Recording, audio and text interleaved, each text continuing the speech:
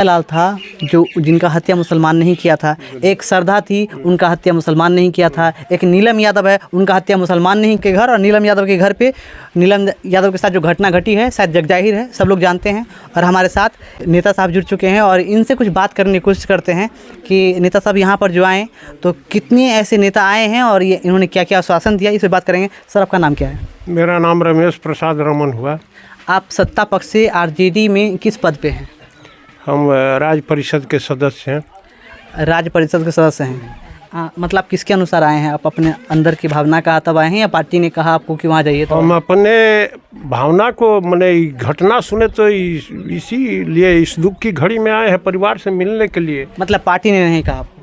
Party की क्या कहेगी पार्टी एक यादव परिवार में घटना हो जाए और यादव का ज़्यादा से ज़्यादा वोट उनको पड़ता है तो कहीं ना कहीं यादव समाज के लिए उन्हें मन में दया जरूर होनी चाहिए। सुनिए ना, यह इंसानियत का ये है, इसको जाति या पाति में बदलना यह एक हैवानियत जो ये मर्डर जो किया है वो हैवान का काम आया। इसमें जाति पाति की तो कोई बात नहीं है। क्रिमिनल तो हर कास्ट में होते हैं, हर जाति में है। तो इस तरह थोड़े बात है कि मुसलमान सभी मने उसको सपोर्ट करने वाले होंगे। सभी जो मुसलमान इंसान लोग हैं, हम सभी मुसलमान पे आवाज़ नहीं उठाते हैं।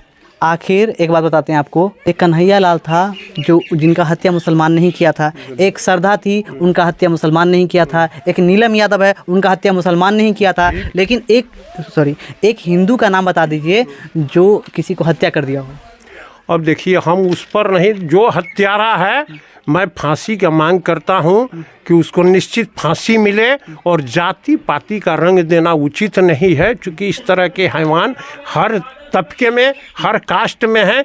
इसीलिए जाति पाति का रंग देना ठीक नहीं है। यहाँ हिंदू हो या मुसलमान, हिंदू मुस्लिम का नारा देना यह उचित नहीं है। मैं मांग करता हूं और इस परिवार को आश्वस्त करता हूं कि जितना बन पड़ेगा हम अपने नेता के माध्यम से अपने सरकार तक इस पीड़ित परिवार को अधिक से अधिक लाभ मिले। और दोषी को मैं बार बार दोहरा रहा हूँ कि मैं मांग कर रहा हूँ कि फांसी का सजा मिले, लेकिन जात पात में हिंदू मुस्लिम करना यह उचित नहीं है। चलिए, आरजेडी पक्ष के नेता है और यहाँ पर पहुँचे हैं, इनसे कुछ बात करते हैं। मेरा सवाल ना कठोर है ना नर्म है, सिर्फ सवाल है कि नीलम यादव को इंसाफ कब मिलेगा। अच्छा, आप बताइए, आप बोले कि जाति पाति का रंग रूप ना दिया जाए। हम लोग भी नहीं देना चाहते, हम लोग भी चाहते हैं कि हिंदू मुस्लिम मिल के रहें, लेकिन हिंदू मुस्लिम मिल के रहें लेकिन हिंदू की हत्या की जाए और हम हिंदूवादी कुछ ना बोले, हम चुपचाप रहें, सोए रहें। और हमारे नेता साहब यही आके कहें कि भैया चुपचाप रहो, हम लोग जाति पाति का रंग नहीं देना चाहते। तो आप भी मानते हैं कि जो हत्याएं हो रही हैं बार बार मुसलमान ही कर रहे हैं? हिंदू भी तो एक दो हिंदू का नाम बता दीजिए ऐसा घटना किए हो। अरे भाई, हिंदू तो बगल में, अभी इसी बगल में 10-12 हिंदू की मौत हिंदुए किया है बगले में। अभी जब इस तरह का आप पूछना चाहते हैं तो इसी कटिहार इलाके इस सीमा क्षेत्र में 5-7 गो लाश पकड़ाया। तो उसमें भी उस हिंदू ने स्तन काट लिया, इसकी प्राइवेट पार्ट काट दी। ये स्तन काटने की बात हमने तो कहा यह घिनौना काम है। तो मैं कह रहा हूँ कि यह घिनौना काम है, लेकिन किसी खास व्यक्ति के द्वारा किया गया है। ऐसा नहीं कि खास जाति के द्वारा किया गया। खास व्यक्ति, उसकी कोई जाति नहीं होती है। हम जानते हैं अपराधी का कोई जाति नहीं होता है, लेकिन अपराधी का जाति नहीं होता है तो ऐसा बार बार उस कम्युनिटी से क्यों आते हैं? कहीं ना कहीं उनके कम्युनिटी में बकरी खस्सी मुर्गी काटते काटते इंसान भी काटने लगे हैं। देखिए, बार बार यह जो घुरा कर पूछ रहे हैं जी। तो उसका तो जो किया है पूरा दुनिया देख रही है कि क्या है। इसीलिए ना उसको हम कह रहे हैं कि फांसी की सज़ा मिले इस घिनौना काम के लिए। जी सर, इन्होंने कहा कि फांसी की सज़ा मिले और ये घिनौना काम जो अपराध किए, इन्होंने चाहते हैं कि समाज में व्यवस्था बनी रहे, शांति भाईचारा कायम रहे। तो यहाँ पर हमें नहीं लगता कि इनके परिवार से कोई भाईचारा भंग करने की कोशिश करेंगे और हम लोग भी नहीं चाहते कि भाईचारा भंग हो। लेकिन एक बात है, ऐसी घटना घटता है ना तो दिल सहम जाता है सर। सर, आपका भी सहमा होगा तभी यहाँ पर आए होंगे। निश्चित। ये तो बिल्कुल, यह तो दिल को दहला देने वाली घटना है। इसीलिए आए हैं कि कम से कम मेरे चैनल के माध्यम से एक वादा कीजिए कि इस बात को माननीय तेजस्वी यादव से और मुख्यमंत्री नीतीश कुमार जी को आप कहेंगे। निश्चित इसके लिए हमारे एक विधायक और सब लोग लगे हुए हैं। इस घिनौना, कल आप देखें कि शाहनवाज जो विरोधी दल के शाहनवाज हुसैन जी आए थे और पब्लिक फोटो खिंचवा लिए, चले गए। फोटो खिंचवाने नहीं आए थे, वो आए थे पीड़ित परिवार से, आप कैसे कहते हैं केवल फोटो खिंचवाने के लिए? इनके परिवार से वही आरोप लगाया जा रहा है कि वो आए थे, फोटो खिंचवा के चले गए। अरे भाई, इस दुख की घड़ी में वो लोग तो उन पर विपत्ति आई है, कुछ से कुछ तो उनके बात पर ध्यान नहीं दिया, क्योंकि विपत्ति की घड़ी में है वो लोग। लेकिन जरूर कुछ संपत्ति वह भी मांग किए हैं, आप देखे होंगे टीवी चैनल के माध्यम से कि दोषी को कड़ा से कड़ा सा। लेकिन मैं मांग करता हूँ कि फांसी, मैं बार बार दोहरा रहा हूँ, और जाति पाति में इसको नहीं बदला। सर हम समझ रहे हैं आपकी बातों की कि जाति पाति का भंग लेंगे तो आरजेडी कहीं वोट टूट जाएगा, हमें तकलीफ हो रहा है। लेकिन सर एक बात है, हम ये बात बोलते हैं, शहनवाज हुसैन साहब आए, आप बोले कि नेता साहब मांग किए थे कि कम से कम उनकी सज़ा हो, फांसी हो, आप भी मांग करते हैं फांसी की सज़ा हो। लेकिन नेताओं जी के कथनी में या करनी बहुत फ़र्क होता है, वो कहते हैं वो करते नहीं हैं। काहे सर? बिहार में बार बार इसी मतलब शब्द क्यों निकलते हैं? हम लोग को निकल जाता है, आपके सामने निकल जाता है, तकलीफ होता है हमें कि ऐसा शब्द ना आए मेरे जुबान से। लेकिन तो जो बोलता है इंसान, उसी को ना आदमी मने ये देखता और सुनता है। जो इंसान और किसके अंदर क्या है उसको तो हम देखते और सुनते नहीं। तो जो हम बोल रहे हैं वही सही है। भाई कोई नेता लीडर जो बोलते हैं उसी को सही माना जाए, भीतर किसके क्या है। तो सर आप लोग काहे नहीं उसमें संविधान में अपने बिहार के जो विधानसभा परिषद है उसमें काहे नहीं संशोधन करते हैं और ऐसे अपराधियों पर कठोर से कठोर कानून लेते हैं?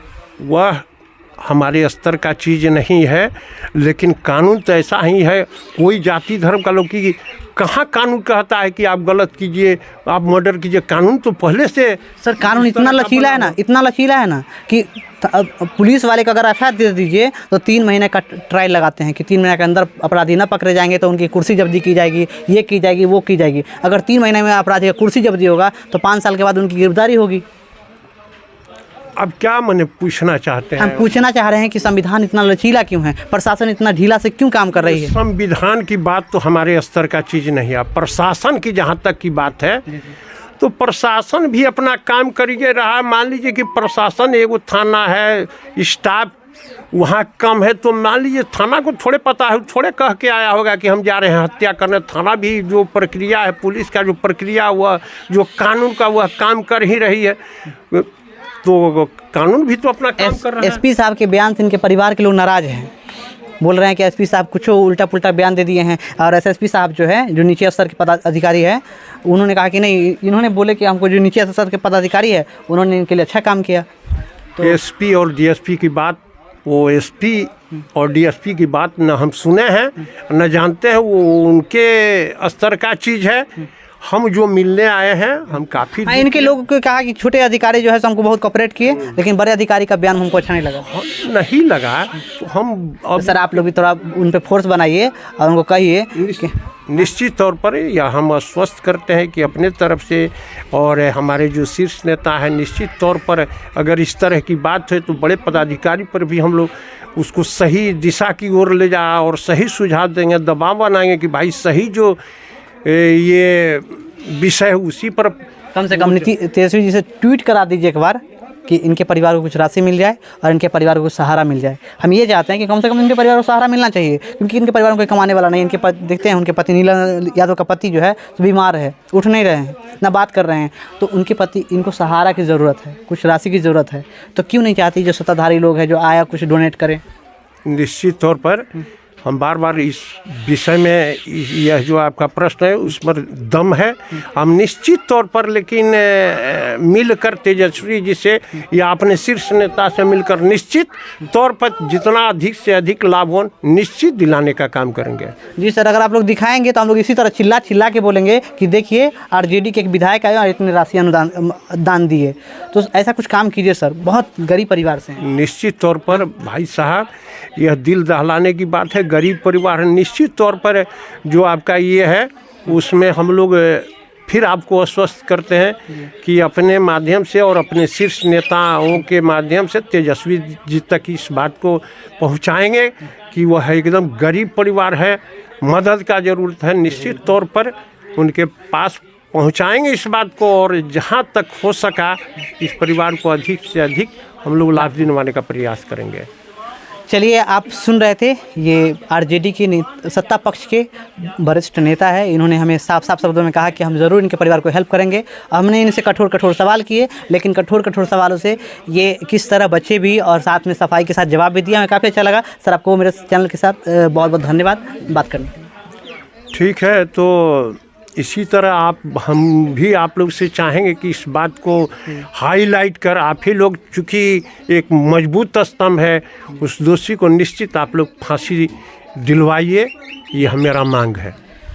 हम तो उस दोषी को नहीं, बिहार में जो बच्चा गर्भ में पलता होगा ना, अगर इस मानसिकता के होगा तो हम चाहते हैं सरकार से ऐसी कानून बनाई जाए कि वो गर्भ में मर जाए, वो जन्म न ले इस धरती पर। अगर जन्म लेंगे तो फिर धरती शर्मसार होगी और इसी तरह घटनाएं का फिर अंजाम दिया जाएगा। तो आप लोग नहीं चाहते कि ऐसे घटनाएं के जो बच्चे हैं, जो मानसिक प्रवृत्ति के लोग हैं, उसे समाप्त ही किया जाए। जी जी जी, यह निश्चित हम आपके बात का सपोर्ट करते हैं कि उस तरह के मानसिकता के लोग का पैदा ही इस धरती पर नहीं हो। चलिए, नेता साहब मानते हैं कि ऐसे प्रवृत्ति के लोग अगर ज़मीन पर आते हैं तो कहीं ना कहीं हमारे धरती को, हमारे धरती माता को शर्मसार करते हैं। तो इसी तरह देखते रहिए नमस्ते इंडिया के, तो तक के लिए जय हिंद।